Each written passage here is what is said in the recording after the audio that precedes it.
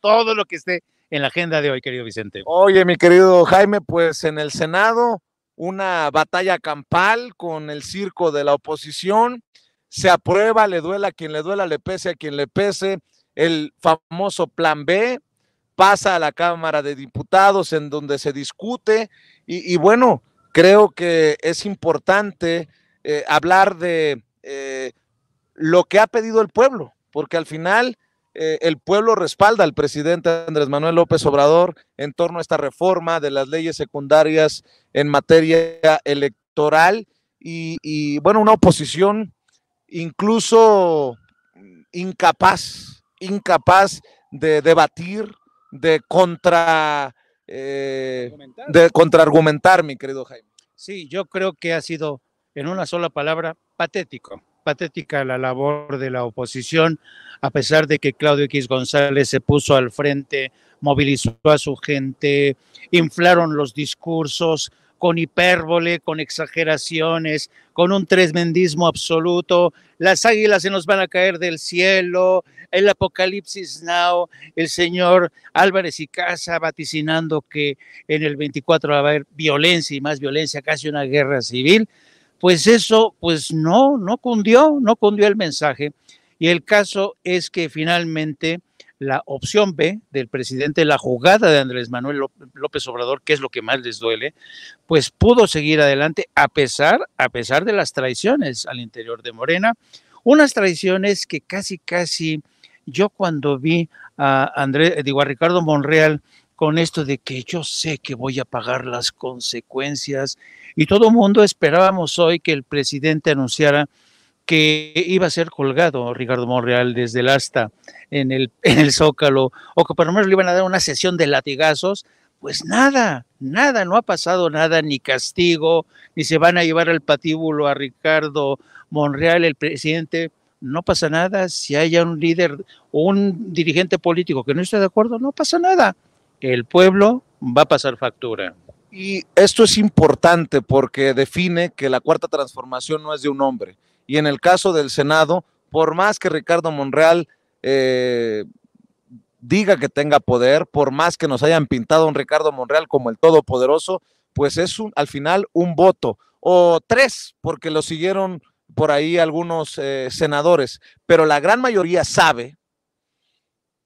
entiende esta realidad de la que habla el presidente Andrés Manuel López Obrador, que hoy el pueblo está más avispado que nunca. Sí, y además el recuento en el día después de esta votación del presidente fue, no pasa nada, no se pudo ir más allá, no se pudo pasar de los 500 diputados a los 300, deshacernos de los plurinominales, no podemos quedarnos solo con una cuota mínima de senadores, y yo creo que lo interesante del caso, Vicente, y lo vimos en la marcha en contra de esta reforma, mucha de la gente estaba de acuerdo en la reducción de diputados y senadores. Una cosa es esa, otra cosa es que estuvieran desinformados, pero lo que ha pasado es que desde mi punto de vista esta batalla la ha ganado el gobierno y yo creo que a juzgar por las reacciones que hemos visto a lo largo de ayer y de hoy en las redes sociales, lo cierto es que hay un ánimo de victoria, aunque no sea todo lo que esperábamos, a veces en una negociación, en un lance como este, a veces uno no puede quedarse con el 100% de lo exigido, pero hemos avanzado. Ahí te va. Dice el periódico El Universal que tal vez, solo tal vez, Ricardo Monreal negoció este voto en contra del Plan B. Y yo pregunto, ¿y qué tal? Porque son muy mal pensado. ¿Y qué tal si el presidente Andrés Manuel López Obrador les jugó como lo sabe hacer, con una faena majestuosa políticamente hablando, como se los jugó a la oposición en términos de la reforma eléctrica, de la reforma en términos energéticos,